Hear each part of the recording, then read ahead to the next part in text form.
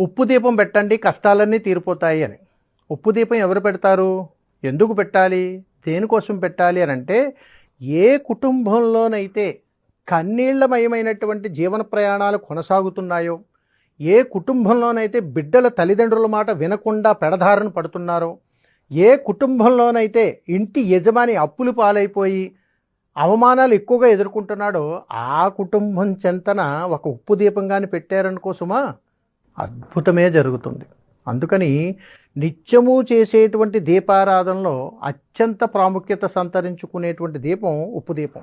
ఇది పెట్టడం వల్ల ఎలాంటి అరిష్టాలు కలగవు, చాలా అద్భుతం జరుగుతుంది. అలాగని అందరూ పెట్టకూడదు. ఇప్పుడు నేను ఏదైతే సమస్యలను తెలియజేశానో ఆ సమస్య ఉన్నటువంటి వాళ్ళు ఈ ఉప్పు దీపం కానీ పెట్టారు అని అంటే చాలా అద్భుతం జరుగుతుంది. మరి ఎలా పెట్టాలండి ఉప్పు దీపం అని అంటే, ఒక ప్రమిద తీసుకొని ఆ ప్రమిద మీద నిండగా కళ్ళుప్పును ఉంచి, దాని మీద 2 ప్రమిదలను ఉంచి, ఆ ప్రమిద మీదన నూనె కానీ నేతిని కానీ పోసి 2 ఒత్తులను ఒక ఒత్తుగా చేసి దీపాన్ని వెలిగించుకోవాలి.